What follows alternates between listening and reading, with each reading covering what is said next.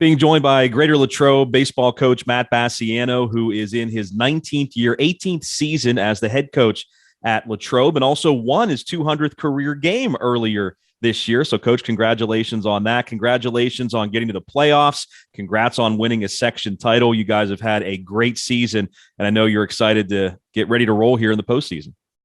Thanks, Flick. Yeah, it's been a long wait here. It seems like every day kids get a little bit more anxious, as we do too. So we're ready to get going here tomorrow.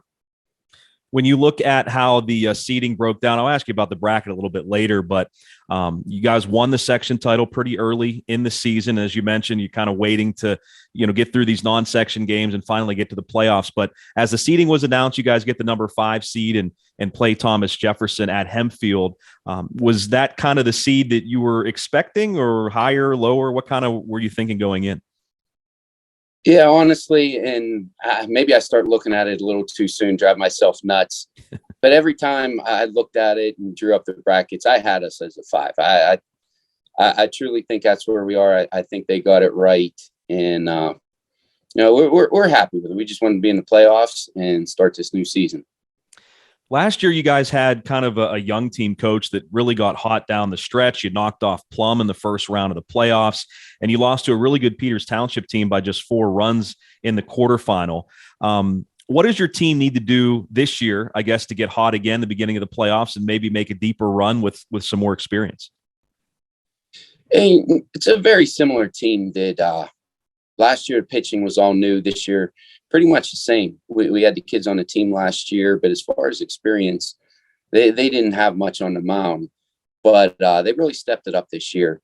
So we're looking to rely on that pitching, some solid defense, and come up with some quality at bats. Like you had said, wrapping up the section and then these exhibition games here at the end, using them as a tune-up. And we went up to Butler, and we were real happy with the way the kids played these last couple games. So we're anxious. We're ready to get going here tomorrow.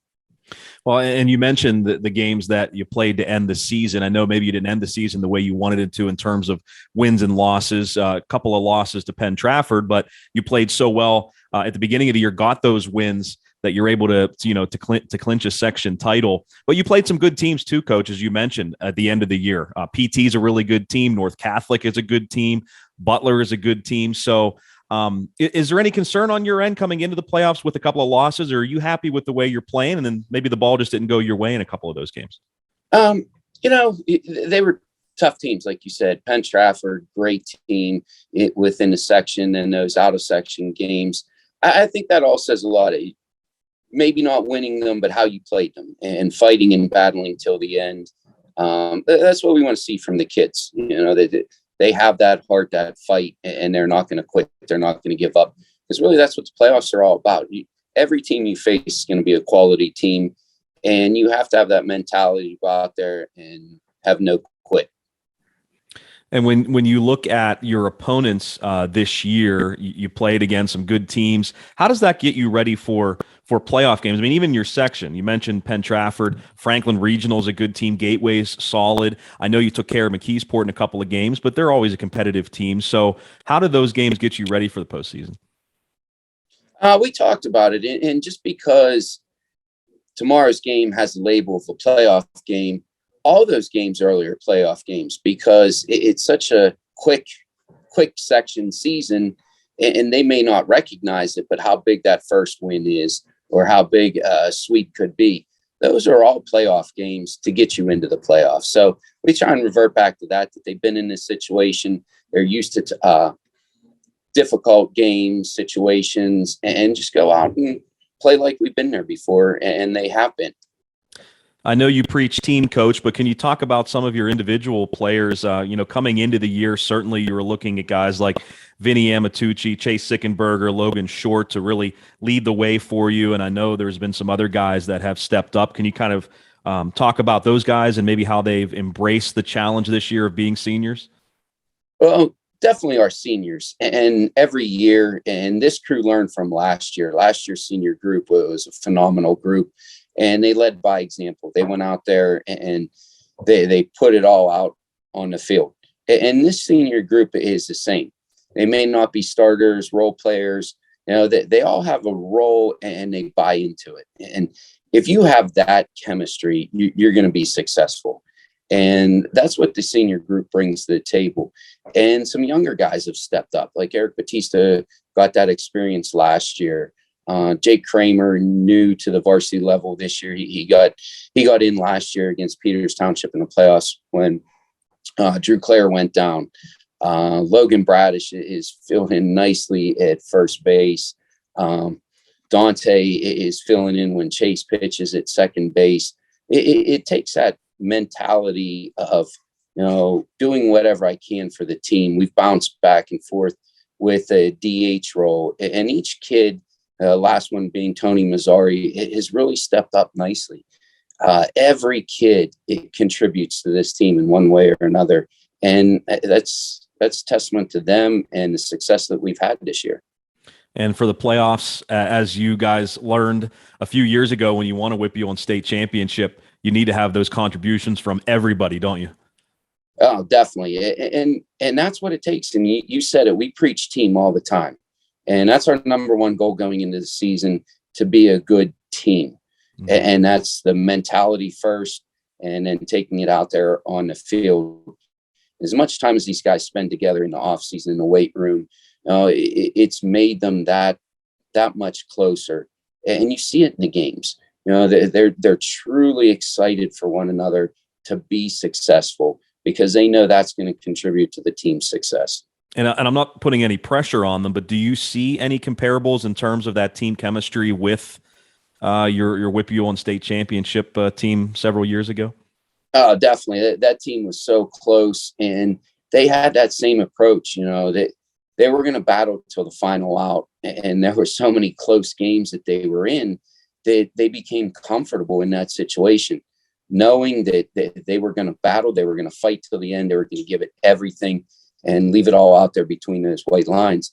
And that's what we've seen from this team. And I really think that they are ready to go tomorrow with that mentality. And Coach, I mentioned Logan Short. He really leads your offense right now at the plate. What have you seen from his game that has allowed him to have so much success this year? He's just a phenomenal two-strike hitter. He may get behind in the count, but he doesn't get frustrated. He doesn't get upset. He shortens that approach, and he's just a great kid at the plate for us. What will you say is your biggest key to winning some games, making a run here in the WPIAL playoffs? It all comes down to pitching. You have to have the pitching, and with that pitching goes the defense behind them. Because if the defense is solid, that's going to give them confidence up there on the mound. And I think with those two things comes the good at bats also. So one feeds off of the other, and it builds and grows. So I definitely think that the pitching is, and that's what's gotten us this far this year. It was definitely our pitching. So we look tomorrow to carry that over. Strong pitching, solid defense, and get guys on, move them up, drive them in. What can you tell us about your first round opponent, Thomas Jefferson? I know coaches try to get scouting reports any way that they can. What can you kind of tell us about TJ? We haven't seen him since we were in the section years ago together, and I expect the same type of a team, a tough, scrappy team. I have reached out to different people trying to get some stuff on him, and it's kind of what I expected. They're going to go out there and they're going to give it their all also, and they're going to fight till that final out. So I think tomorrow's going to be a great game.